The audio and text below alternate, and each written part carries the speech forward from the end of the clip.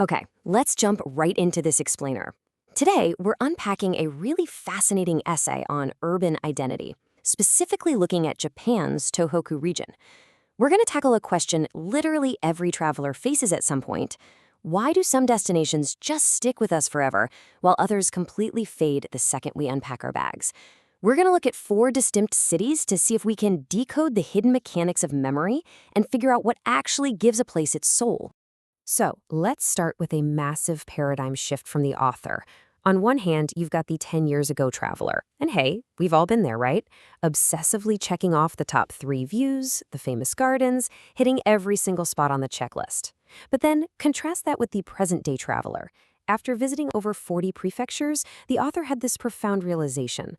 Tourist attractions, even the absolutely stunning ones, actually become kind of light in our memories. Why? Because they're replaceable. True memory, it turns out, doesn't live in one specific temple. It lives in the city itself. Which brings us to part 1, when attractions fade, the hollow successes. Let's look at Matsushima. It is undeniably gorgeous. You've got historic temples like Suganji, these breathtaking little islands just scattered all across the bay. The author actually stayed right on the coast to soak it all in. But despite this highly mature, picture-perfect tourism setup, it triggered this really strange sense of alienation. Walking past all those densely packed shops, the realization hit. Matsushima feels way less like a living, breathing place and more like a perfectly manufactured product. And here is exactly why it feels that way. The whole city operates on this perfectly tuned 5-step cycle. Tourists arrive, they see the sights, they eat, they buy souvenirs, and they leave. It's literally a tourist assembly line. So yeah, it's successful, for sure. But it's so incredibly generic that you could physically pick up these shops, drop them in other famous towns like Kusatsu or Kinosaki, and honestly, you wouldn't even notice the difference. It's missing that irreplaceable spark. Now, let's scale things up and move over to Sendai, which is the massive metropolis of the Tohoku region. The literal second you step off the train, boom, the rhythm shifts. You're in a fast-paced city. Wide roads, high-rises, huge crowds. But the author notes a really curious feeling here, too. Sendai feels just like Hiroshima. Or actually, maybe Fukuoka? It just feels like a generic big city.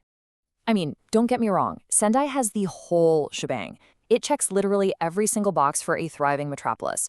Incredible local beef tongue? Check. Super vibrant izakaya alleys and massive department stores? Check.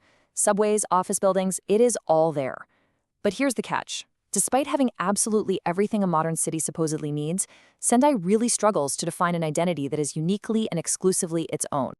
So the author poses this stark, honestly kind of uncomfortable question. Take away the beef tongue. What is actually left of Sendai?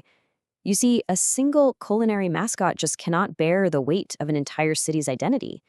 Once you look past the standard urban infrastructure, there's just a void where Sendai's true self-awareness should be. It knows exactly how to be a big city, but, well, it doesn't quite know how to be Sendai. So let's pivot to part 2, grounded underdogs, cities knowing themselves. Contrast Sendai with a place like Yamagata. Now, Yamagata is absolutely no bustling metropolis. If you look at traditional economic metrics, it's, well, rather underdeveloped. But it possesses something incredibly valuable. A quiet, deeply rooted understanding of its own distinct character. It completely refuses to fake it. You will never see Yamagata trying to package itself as some miniature Tokyo or a second-rate Sendai. Instead, Yamagata unapologetically embraces exactly what it is. It leans entirely into its agricultural heartland.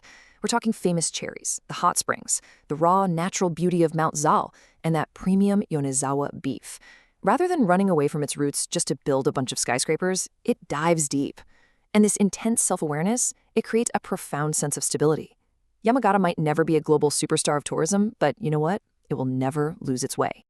And that brings us to Aizuwakamatsu, which is an even more extreme example. Here is a city facing some very real, very tough modern challenges. Limited commerce, quiet streets, a visibly shrinking youth population. In purely economic terms, yeah, it's a city in decline. Yet, as the author brilliantly observes, this place is absolutely overflowing with stubborn persistence. The identity of Aizu runs incredibly deep. You have the tragic history of the Byakutai, the deep scars from the Boshin War, that enduring Aizu samurai spirit, And these aren't just dusted off and locked away in museums. They literally seep into the pavement. Instead of inventing shiny new tourist traps to lure people in, Aizuwakamatsu survives by stubbornly, repeatedly telling its own rooted historical narrative. It is living proof that a shrinking population does not mean stagnation, not as long as a city holds tightly to its soul.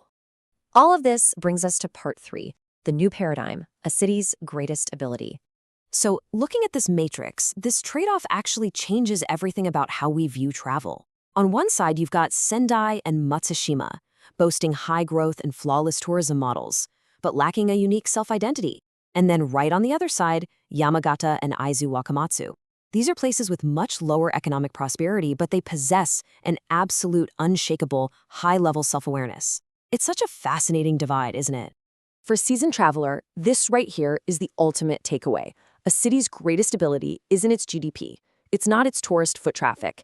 It is the power of self-cognition, the ability to maintain a completely distinct, irreplaceable personality. Cities with massive high growth are definitely impressive, sure, but cities that know exactly who they are, those are the places that embed themselves in our memories long, long after the bags are unpacked. So, as we wrap up this explainer, I'm going to leave you with a provocative thought. A successful city without an identity, or a shrinking city that truly, deeply knows itself? Which one will you actually remember 10 years from now? Keep that in mind and let it completely challenge how you experience the very next city you visit. Thanks for exploring this with me.